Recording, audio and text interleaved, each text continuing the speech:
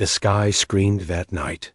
Somewhere far from where eyes could see, a girl had been left to bleed, not by enemies, but by those who once swore to protect her. This was not a tale of love gone wrong. This was a tale of power buried and pain reborn. But before blood touched the earth, and before betrayal held a stone over innocence, there was a girl named Asira. Asira was a spark of laughter in the heart of Lungata, a village nestled between red clay hills and the whispering arms of the Kaliba. Trees. Every morning she awoke to the scent of lemongrass tea and crushed mint.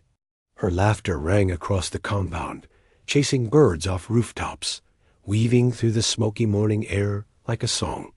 Her mother, Mahana, was the village's most cherished herbalist. People called her Mama Nuru, Mother of Light, because her hands could calm fevers and her voice could tame nightmares. She didn't just heal, she knew. She knew which leaves whispered pain and which roots begged for fire. Asira followed, her everywhere, learning, listening, plucking herbs with gentle fingers, whispering to trees, humming to sleeping infants. Mahana taught her daughter not just how to heal bodies, but how to listen to the world. Their hut was warm with laughter and clay pots of ginger stew. Its walls were lined with drying flowers, and the floor smelled always of fresh water and earth. When Mahana sang her healing songs, the birds paused in mid-flight. When she laughed, even the fire cracked louder in joy. And then the rains changed everything. Mahana's hands began to tremble. Her breath became shallow. Her songs stopped. No one knew what took her. Not even the old women who knew the moon's rhythm or the warriors who read omens in bird bones. One day she just grew quiet, like a drum that no longer spoke. Asira sat at her mother's feet, watching her fade like the last glow of fire before darkness takes over. She pressed warm cloths to her mother's head, whispered every song they'd ever sung together, but Mahana's light flickered ... then died. That night the village fell silent. And so did Asira. She wept until her voice cracked like broken pottery.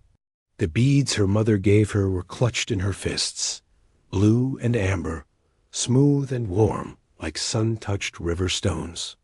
She wore them around her neck and never took them off again. Her world, once full of medicine, music, and magic, now smelled only of smoke and grief. Her father, Barumo, was a strong man, respected by hunters and elders alike. But even strength bows to sorrow. After Mahana's death, he stopped speaking. His shoulders drooped like wet cloth, and his eyes seemed to forget how to see joy. Days turned to weeks. Asira's smiles faded. The food lost flavor. The birds stopped coming. And then, one morning, everything shifted again. Barumo returned from a journey to the distant village of Kibwata. With him was a stranger, wrapped in crimson veils, her bangles clicking softly as she walked like rain on dry leaves. Her name was Kefira. "This is your new mother," Barumo said, his voice flat like the bottom of a calabash. He did not meet Asira's eyes. He did not touch her shoulder. He simply stood beside the veiled woman and turned toward the hut. Asira stood frozen, a cup of cold porridge in her hands. She was too young to understand how a heart could be replaced like a broken tool, but she was old enough to feel the air shift.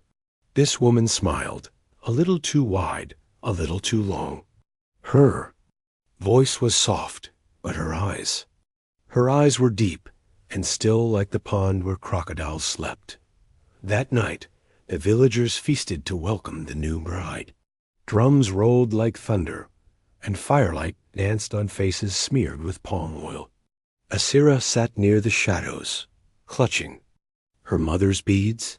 She did not eat. She did not speak. She watched Kefira laugh and pour wine into Barumo's gourd, watched her sway her hips to the rhythm of the drums. But when their eyes met across the fire, Asira saw something. Not anger, not jealousy, something sharper. like the edge of a blade wrapped in silk. Kefira moved into the hut like a wind with no kindness. She changed everything. Mahana's woven mats were burned to clear old spirits, she said. Her carved gourds were tossed into the river. The wall where Mahana dried her herbs was scrubbed, clean with bitter ash and replaced with dried cow dung.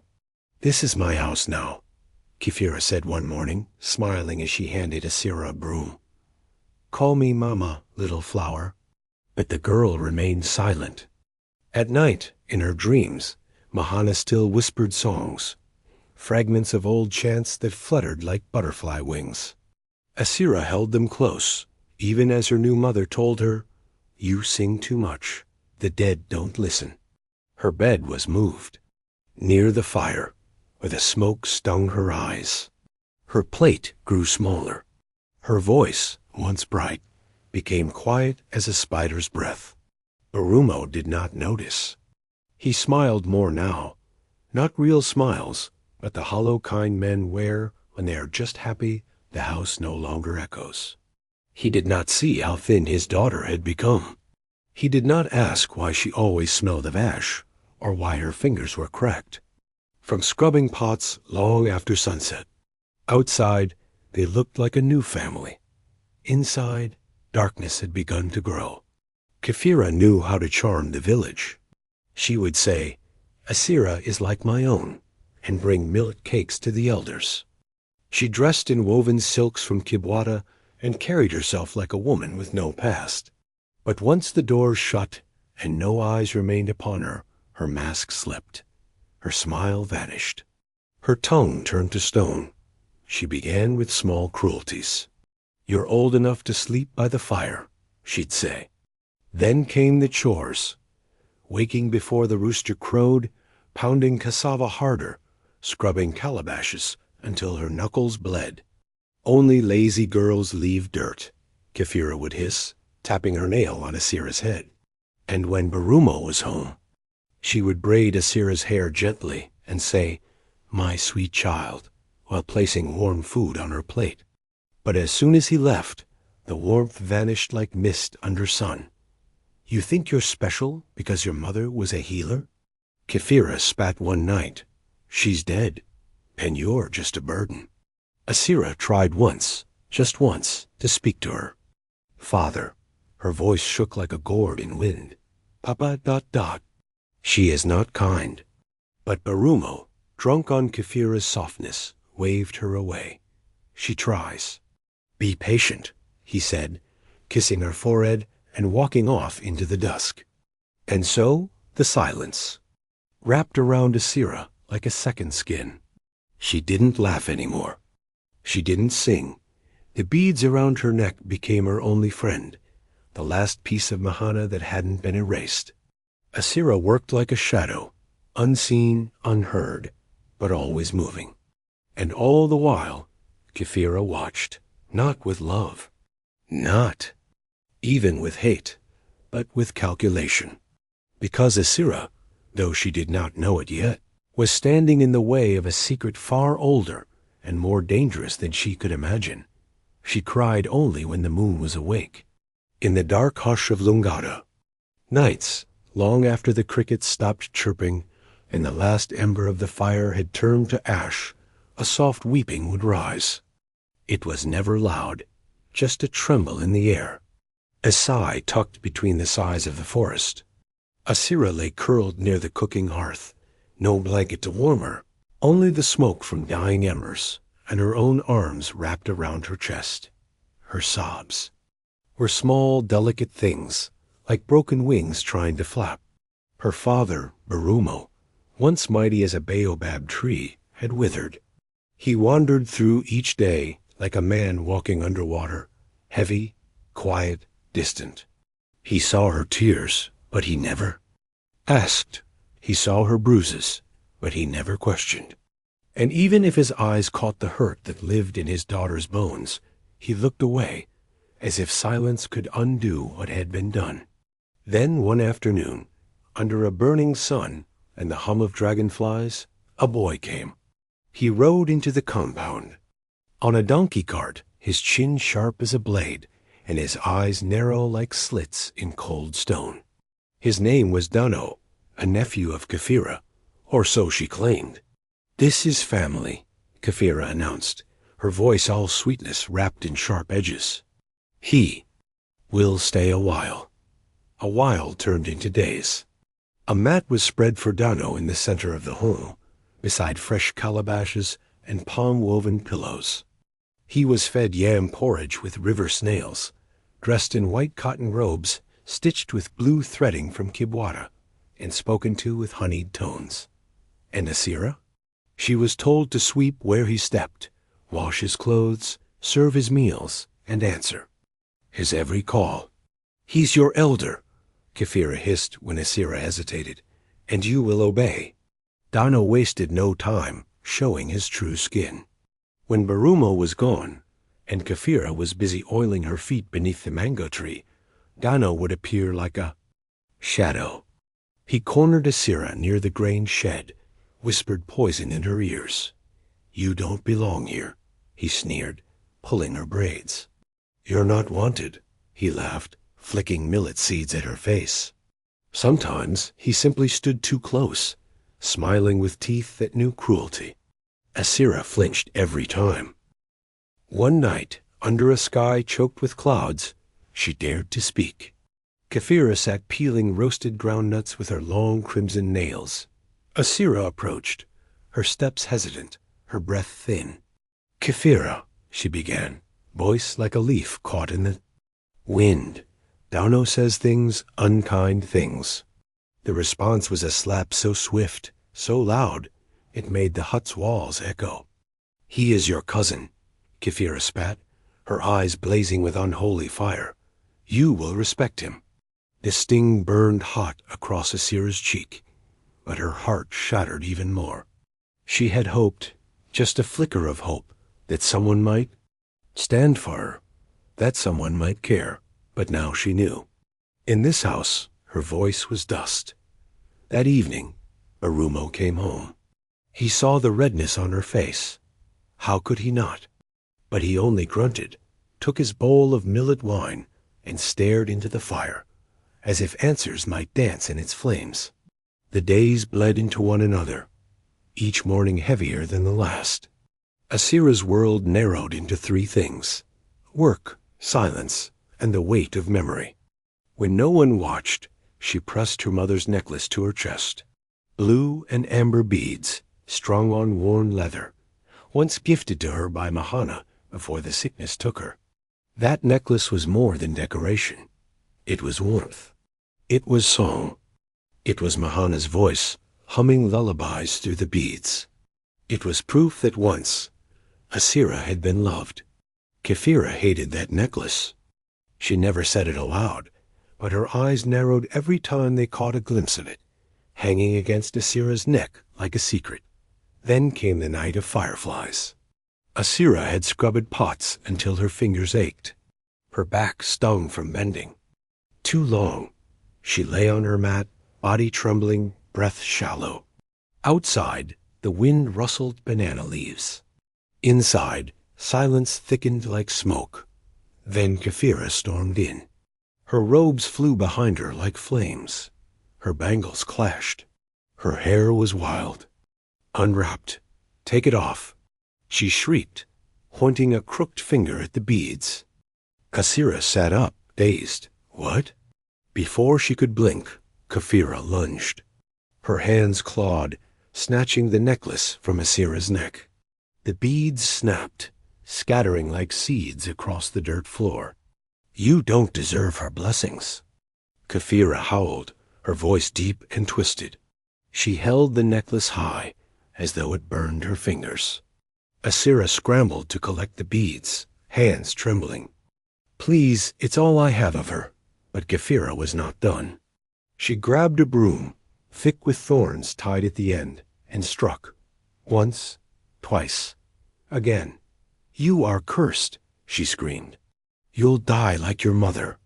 You are nothing." Asira curled into herself, each blow carving pain deeper into her bones. The broom bit her back like a wild animal. The fire crackled nearby, but no warmth came. Only rage, only hatred. When Kefira finally left, beads still clenched in her fists, Asira lay still. Her tears soaked the mat, her skin burned. But it was her heart that ached the most. She cried, not because of pain, but because the last thread connecting her to Mahana had been ripped away. What she didn't know, what no one had told her, was that the necklace was more than just memory. Hidden inside one of the blue beads, sewn tightly with bark thread, was a rolled strip of sacred cloth.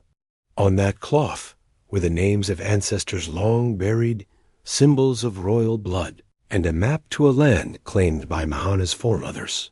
It was lineage, it was land, it was legacy. Mahana had hidden it, fearing enemies who might rise against her daughter. But someone had whispered truths to Kefira, a drunken elder with a loose tongue, a forgotten story in a fireside tale, and Kefira had begun to suspect. That necklace was not just a trinket, it was a key to power, to land, to titles she could not claim while Asira lived. And so her mind had shifted from cruelty to calculation. She needed Asira gone, gone forever. But Asira, bruised and broken, knew none of this. All she felt was the weight of her mother's absence, the silence of her father, the sting of betrayal, and the ache of something deep inside, something that refused to die. A spark, a whisper, a warmth that said, "Hold on, child. It is not the end." That night, the sky cracked open. The wind howled through Lungata like the cries of ancient spirits. And in the heart of that storm, as clouds rolled heavy and lightning, split the heavens, something in Asira stirred. It wasn't rage. It wasn't revenge. It was awakening. Inside the hut, the fire hissed as wet wood sizzled in the hearth. The rain had started to fall, fat drops thumping on the thatch roof like distant drums. Kefira stood near the flames, her eyes dark and sharp, her face carved in stone. "Asira," she called, her voice like a knife dragged over stone. She tossed a dripping cloak across the room. It landed at the girl's feet like a threat. "Take this. Go into the forest. Bring back the red leaf and caw root. We need them." Asira hesitated. Her bare toes curled against the cold ground. The forest was no place to wander at night, especially not under a sky bloated with storm clouds. Everyone in Lungata knew that when the sky turned black and the wind hissed through the trees, the forest didn't belong to people anymore. But Kefira's glare sliced through her hesitation. Without a word, Asira wrapped the cloak around her shoulders, lifted the woven basket, and stepped outside. The rain met her like slaps, cold, uncaring. With every step, her feet sank into soft mud, her ankles swallowing in muck. Lightning flickered above, like the eyes of angry spirits, and thunder rumbled like distant war drums. Behind her, Kefira whispered to no one, "She won't return." The wind swallowed the words. Asira moved through the forest, every tree a shadow, every shadow a whisper. The red leaf grew near the mossy stones, her mother had once said. Then caw root curled beneath the bark of the old termite trees. She searched, her fingers trembling from cold and fear. But as she crouched, pluck a cluster of leaves, something behind her snapped. A branch, a footstep. She turned, and there he was, Dano. He stepped from the darkness like a jackal, the rain dripping from his chin. In his hand, a sharp stone. His eyes glinted with something twisted, not madness, but purpose. "Aunt says you talk too much," he spat, voice thick with contempt. "Says you know things. Thinks you're a risk." Asira's breath caught. She took a step back. Her foot slipped in the mud. "Please," she whispered. "Let me go." But Dano lunged. The stone struck her cheek hard. Stars burst in her eyes. She fell to her knees, the basket tumbling, leaves scattering. The second blow came harder. Blood spilled from her forehead, bright against the dark, wet leaves. "No one will miss you," he hissed, his voice trembling with cruel satisfaction. And then, the third strike. Darkness swallowed her. She lay crumpled beside the stream, her blood mixing with the rain, trailing into the water like ink in milk. Her fingers twitched, her lips moved, but no sound came. Lightning arched overhead, and the forest groaned as if it too had witnessed something unforgivable.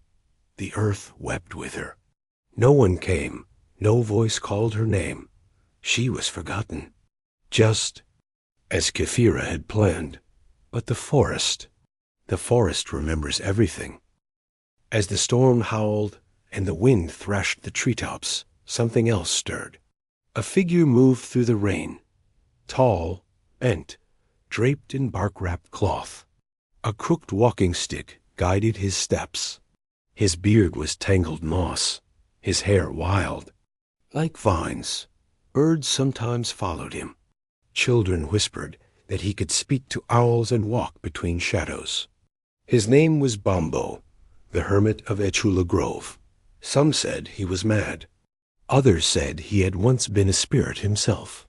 That night, it was not madness that guided him, but the cry of his hawk circling overhead and the pull in his bones. He found her near the stream, her face pale, her body bent like a wilted flower. Rain poured through her torn clothes. Her breath was shallow, but it was there. A flicker, a thread. Bombo didn't speak. He scooped her into his arms like a father carries a child and turned back toward the trees. He walked far, deeper than any hunter dared to go, deeper than drums could reach.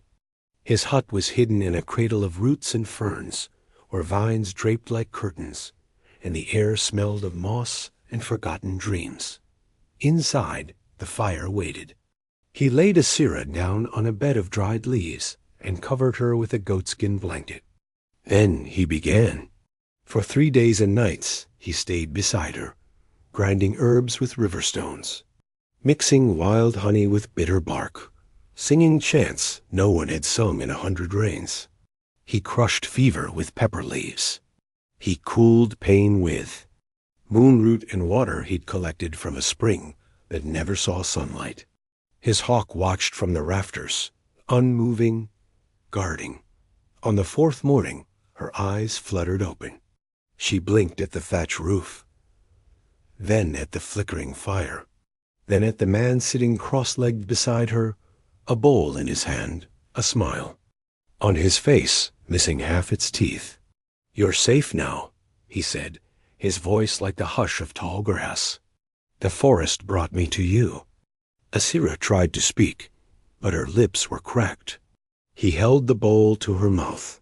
The drink was bitter, earthy and thick, but when it reached her belly, something inside eased. "Where got Dot?" "Where am I?" she managed. "Far from cruelty." Bombo said, "Far from those who wished you gone." Asira looked around. The walls were covered in feathers, bones, and dried herbs. The air buzzed with quiet magic. "Why did you help me?" she asked. Bombo's eyes twinkled. "Because the forest told me you are not meant to die.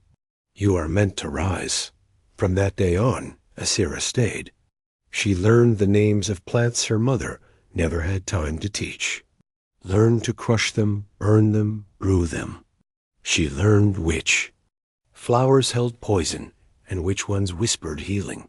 But Bombo taught more than medicine. He taught her to press her ear against tree trunks and hear the echoes of old storms. He taught her to feel the breath of soil, to speak not with tongue, but presence, to walk without sound, to listen to silence. At night, when stars blinked through the roof's gaps, she would lie still and hear whispers in her dreams. Spirits. Ancestors. They called her by names she didn't know she had. They showed her visions of her mother smiling, of a throne not made of gold, but woven from light and roots, of people bowing, not in fear, but in honor. The bruises faded. The scars softened, but her heart took the longest. Still, day by day, something within her began to glow again. She no longer feared shadows. She walked barefoot over thorn paths without flinching. When she touched bark, it warmed. When she placed her hands in river water, fish danced. She had become part of the forest. Her voice returned, but this time deeper, older, wiser. She did not sing like a child anymore.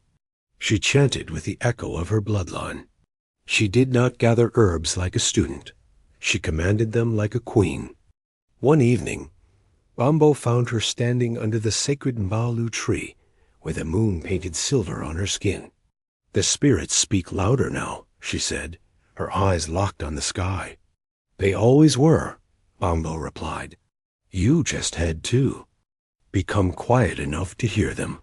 And that night, the forest hummed.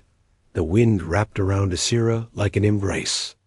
And somewhere, in a village far away, the woman who had sent her to die shivered, as if something ancient had stirred awake.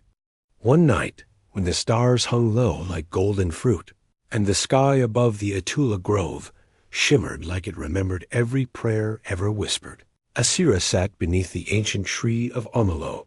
Its roots were thick like ancestral arms, its bark wrapped in threads from pilgrims and medicine women.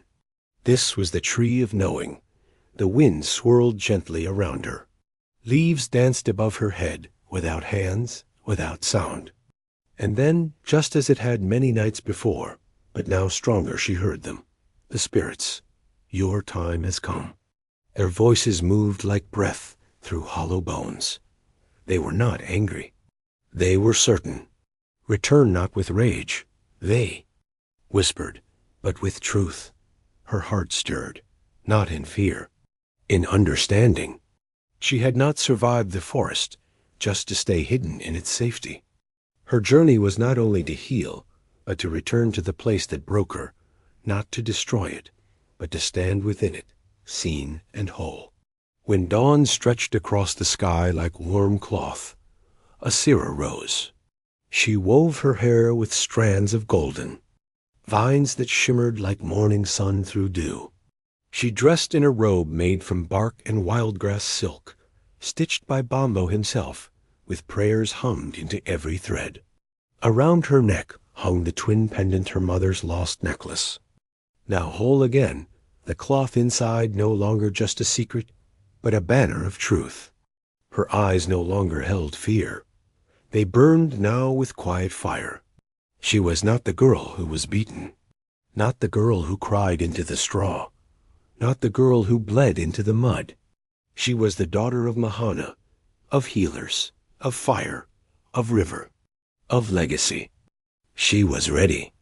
In the village of Lungata, the sun rose with golden ceremony. The air was thick with the beat of drums and the scent of roasted yam cakes, goat stew, and palm wine. Today was the Festival of Crowns, a sacred celebration held once every 10 seasons, when the oracle, the voice between the people and the Siafo, spirits, was chosen anew.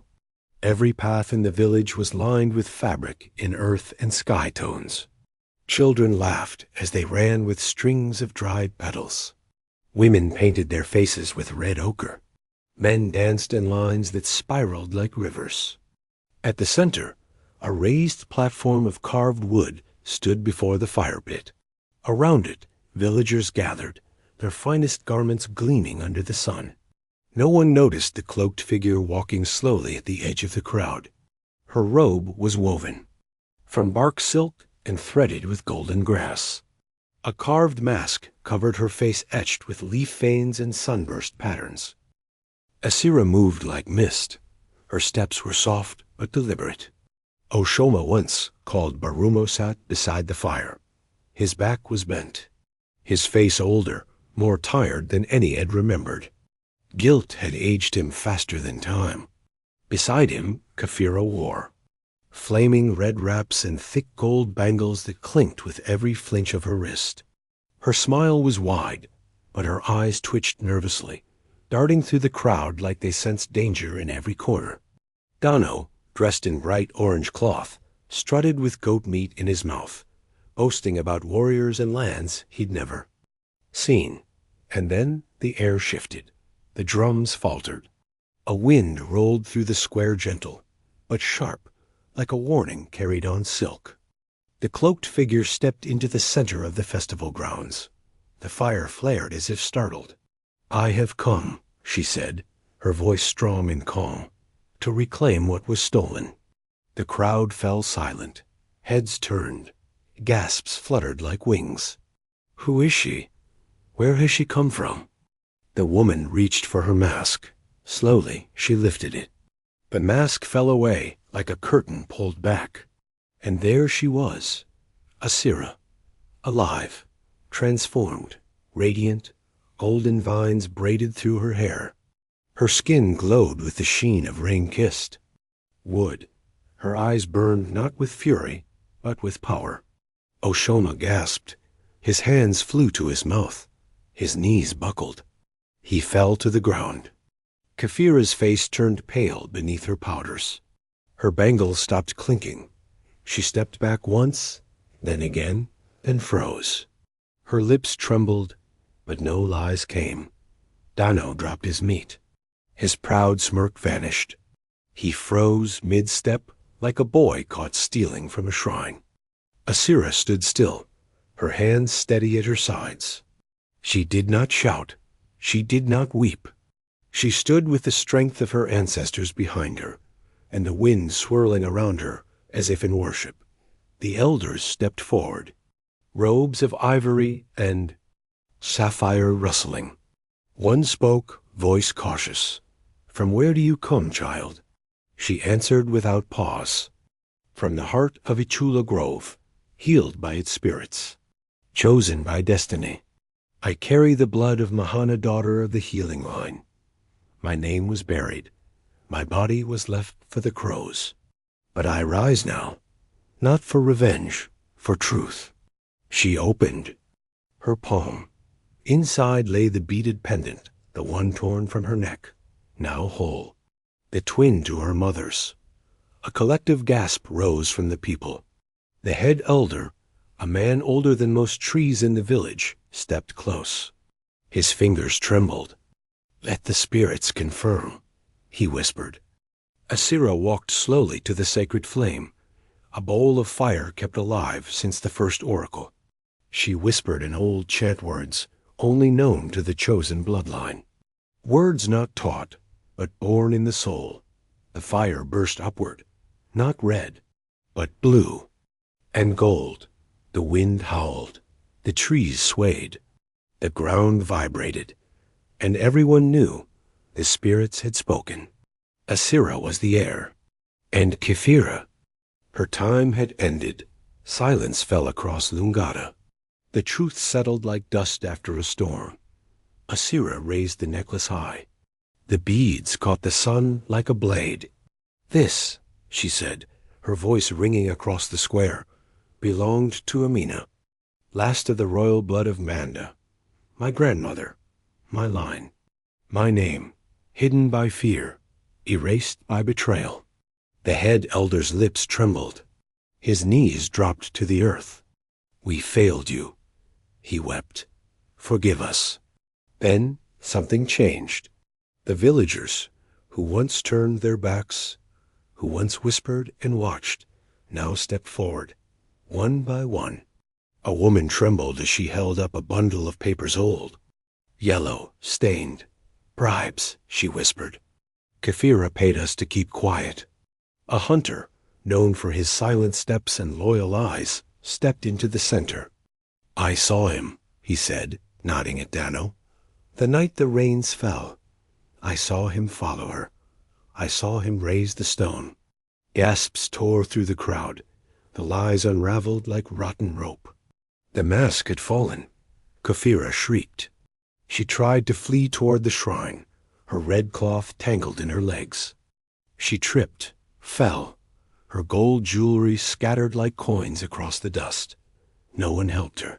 The elders turned away. The people stood still. Dano tried to run, but the young men of the village blocked him. He was seized, arms behind his back, pride stripped from his skin. Tears flowed freely down Oshoma's face, not from wounds, but from the deep ache of shame. He knelt in the dirt like a broken drum too long silent. "I didn't see," he whispered. "I wouldn't see." But the winds of justice do not wait for sorrow. They blow hardest when truth arrives. From the edge of the crowd, Kefira, stripped of her disguise, her mask, her charm, began to stumble. Her silk wrappings clung to her with sweat and fear. She turned, pushing through the gathering, aiming for the shrine where she once ruled with poisoned smiles. Her footsteps fumbled, she tripped. Her gold jewelry spilled across the sacred stones like shattered lies. No one helped her, not the elders she once flattered, not the neighbors she once deceived, not even Oshoma. The people had seen enough. They looked at her the way one looks at a snake after the fangs are revealed, with a mix of disgust and disbelief. As she lay there on her knees, her chest heaving, a final truth sank into her. Her time was over. And Dano? His face had gone pale as goat milk. His swagger vanished. When the young warriors of Lungada stepped forward, he tried to run, but feet that ran from justice find no solid ground. He was seized before the fourth step, arms pinned, his mouth babbling excuses. But the village, once deaf, now listened. Only to truth. There was no mercy left for lies. The chief elder raised his hand. "Let justice walk now." Kefira and Dano were bound not with rope, but with woven cords of truth. Those who carried it did not need to raise their voices. They were led away, heads bowed, through the path of shame, beyond the Blackthorn Hills, past the edge of sacred ground, into the wildlands where no name held weight and no lie could buy comfort. Once they wore silk and gold. Now the earth clothed them. Their wealth? Gone. Their status? Forgotten. Their names? Cursed. As they vanished into the distant bush, Asira watched. Her heart was heavy, not with pity, but with the gravity of what had been lost. She had not wanted revenge. She had wanted truth. And now it stood like a mountain behind her. The village of Lungada had been freed. The silence that once crushed. Her spirit had been broken, not with noise, but with clarity. Under the full moon, the people gathered again. This time, not for celebration, but for crowning. The sacred drum was struck. Once, twice, thrice, and then silence. The elders came forward, their robes the colors of soil and sky. One held a wooden staff carved with the faces of oracles past.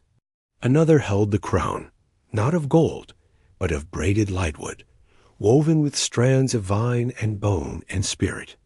And into the center walked Asira, no longer a child, no longer a shadow, but a flame. Her robe swayed like tall grass in wind. Her hair, braided with golden vine, shimmered like the first light after a storm. And around her neck, the necklace of her mother, Mahana, rested, no longer hidden, but whole, shining with every name it carried. The head elder raised the staff. "With the spirits as witness," he declared, "we anoint you, Asira of Mahana's blood, the youngest oracle this village has ever known." The staff touched her forehead. The crown was placed. The villagers bowed, elders, hunters, children, even those who once whispered doubts. The girl they had cast into rain now stood as the voice of the spirits. Her first act was not a speech, it was creation. She built a healing center in her mother's name, a sanctuary of peace and wisdom beneath the great amalo tree. Its walls were etched with stories of the ancestors. Its floor was swept by hands that once trembled, now steady. Herbs hung from the rafters, and children played under the eaves, their laughter mixing with the chants of women who came to learn. The House of Mahana, they called it, a place where no voice was silenced, a place where wounds, old and new, found their balm. There, Asira taught not just herbs, but resilience. She taught that scars were not shameful, that songs once forgotten could still rise again. One evening, just before the harmattan wind rolled in, Oshoma came. He was no longer the man who had looked away. He was a hollow shell, aged by regret, walking slower than time itself. He stood at the gate of the healing center, eyes wet, knees unsteady. "Asira," he said, voice quivering like old cloth, "forgive me. I failed you." She looked at him, not with hatred, but not with the warmth she once gave so freely. "I forgive you," she said, her tone calm, distant like a mountain speaking to a leaf. "But forgiveness," she added, "is not the same as return." He bowed. He understood. She had learned to live without his love, learned to carry herself when he would not. Some broken bonds never regrow, and some daughters learn to mother themselves. Seasons passed, and with them stories grew. They called her Asira the Rainburn, the girl who had once bled into the earth and risen with the wind, the one who had faced death and returned with spirit fire in her eyes. Villagers came from far and wide, from the edges of dry riverbeds, from behind the whispering mountains, even from places that no longer appeared on maps. They came seeking her guidance, not just for fevers or curses, but for clarity. They came carrying grief and left carrying hope. Her name echoed in markets and on mountain paths. Her chants were sung beside fires and carved into walking sticks. And when the rains finally returned to Lungata, the heavy, singing rains that once brought only sorrow, they now brought life. The same rain that had soaked her broken body now fed her garden. The same sky that once howled now sang in her. Name, they say she could speak to trees, that when she touched water, it stilled, that her eyes saw more than the present, that she knew what needed healing even before it hurt. But those who truly knew her said this: she was never magic. She was willing to break, to bleed, to rise, to speak, and that was the truest power of all. Asira's story, whispered from one village to another, became more than tale. It became truth, a reminder to every child born into hardship, to every woman silenced by cruelty, to every soul left bleeding in the rain, that even when the world forgets you, even when darkness swallows your name, destiny remembers. That what is yours, your voice, your purpose, your crown, will return to you, sometimes through storms, sometimes through fire, but always, if your heart is true, if Asira's story touched your soul, if it reminded you of your own strength, then carry it with you, share it like a seed, let it root in others,